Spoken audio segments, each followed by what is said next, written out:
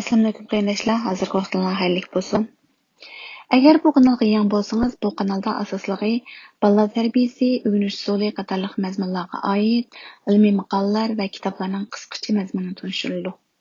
Shunga mushtari bilan hamvarlab qo'ying. Bugun as saqlash iqtidorini oshiradigan usul ustida tunishib o'tamiz.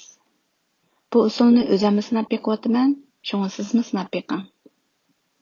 Men sizlarga birinchi qitimliq video degandek, men kasbimni o'zgartishga, nurg'unlarga yangi so'zlik, atalg'u va bilimlarni o'rganishga to'g'ri keldi.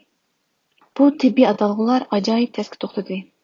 Chunki latin va grek so'zlari ishlatilgachga odamning og'zig'imi kelmagan degandek. Uning ustiga o'rganganimni unutib qolsam, vaqtim isrof bo'lib ketganiga shundoq achchig'im keldi. Hozir 20 yoshdagi as-tush qobiliyati yo'q.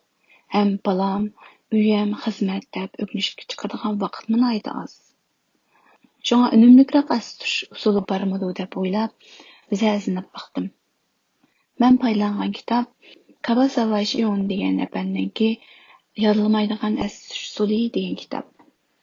Bu kitobda uyqu ilmi to'g'risidagi kasbiy so'zlar ko'pkan. Lekin men faqat demoqchi bo'lganimla bu yerda tunishib o'taman. Biz uxlayotgan vaqtda REM uyqu va REM bo'lmagan uyqu deb ikki tipdagi uyquni takrorlaydiganmiz.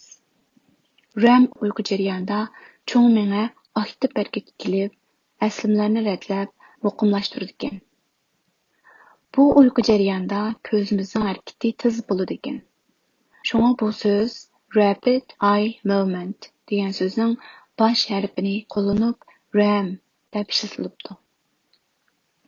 Yana bir jihatdan REM bo'lmagan uyqu jarayonida cho'ng miyamiz arom oladigan hamda miya va jismoniy organlarni asliga keltirish uchun nihoyat muhim ekan.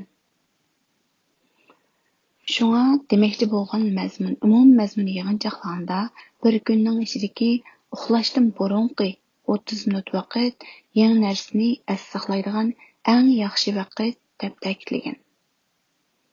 Men bu usulni sanab o'tman.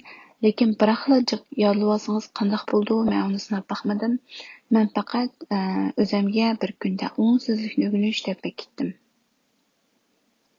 Lekin yaxshi unumga erishish uchun cho'qim uyqungiz yetarli bo'lish kerakligi tavsiya qilingan. Amsa bugungi mazmunimiz mushargacha bo'lsin. Yaxshi ko'rsangiz barmoq belgisini besib qo'ying. Siz uchun yana bir maqolani o'qib qolsam ajab emas. Ham kanalga kirib boshqa mazmunlarni anglab beqing. Anglashlarga rahmat.